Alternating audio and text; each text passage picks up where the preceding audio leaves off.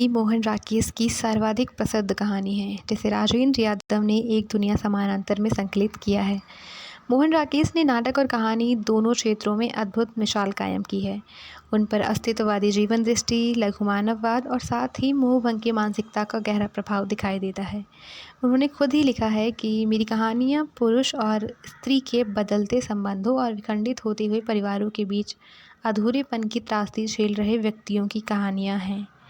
इस दृष्टि से यदि हम एक और ज़िंदगी को देखें तो ये अत्यंत ही प्रामाणिक कहानी जान पड़ती है। तो इसका कथानक हम आरंभ करते हैं। कथानक में हम देखते हैं कि इस कहानी के केंद्र में प्रकाश नाम का एक चरित्र है, जो संबंधों के अभाव की त्रासदी झेल रहा है। कुछ वर्ष पूर्व ही उसका विवाह वीना से हुआ था, किंतु वह सफल नहीं हो पाया क्योंकि दोनों का व्यक्तित्व पूर्णतः विपरीत था। वीना प्रकाश के समान ही पढ़ी लिखी थी और उससे ज़्यादा कमाती भी थी, और इसी के चलते उसमें अत्यधिक अहंकार, स्वतंत्रता को बनाए रखने की जिद भी थी। प्रकाश ऐसे संबंध में सहज नहीं हो सकता था। अंततः दोनों आपसी सहमति से अलग हो जाते हैं और उनका बेटा पलाश वीना के पास ही रहने लगता है। इसके बाद प्रकाश ने कुछ वर्षों तक संशयग्रस्त जीवन जीने के बाद आखिरकार दूसरा विवाह करने का फैसला किया।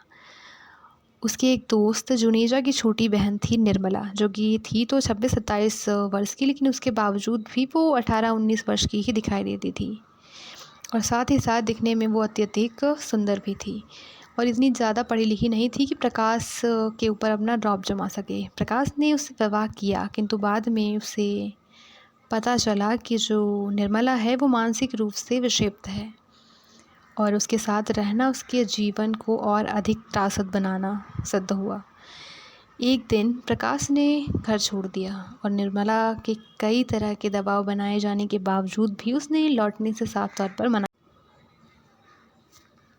अपने घर से चले जाने के बाद जब ये वहाँ चला जाता है, तो जहाँ पे रहने के लिए जाता है वहाँ पर उसे एक दिन अपने घर के सामने से इसकी पहली पत्नी वीना और उसका पुत्र जो है पलाश दिखाई देता है, जो वहाँ कुछ दिनों के लिए घूमने के लिए आए हुए थे।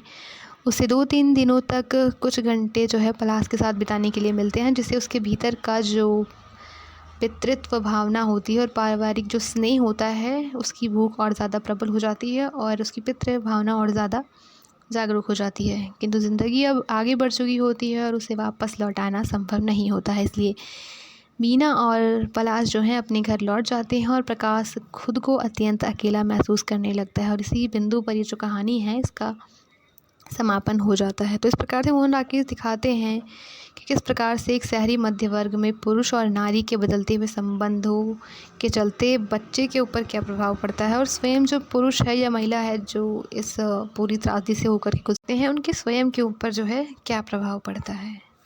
इस प्रकार से वो दिखाते हैं कि ज़िंदगी जो है वो निरर्थकता का बोध लेकर के आगे बढ़ती हुई दिखाई देती है, जहाँ संबंधों का टूटना है और निर्णय की समस्या है, स्त्री पुरुष के संबंध को लेकर के जो समस्या पैदा होती है, बच्चे की जो पीड़ा है, इसमें ये सारी चीज़ें वो हैं जो मोहन राकेश हैं वो इसके माध्यम से प्रस्तुत करते हैं। तो इसी तरीके से कहानी जो है यहाँ पर एंड हो जाती है।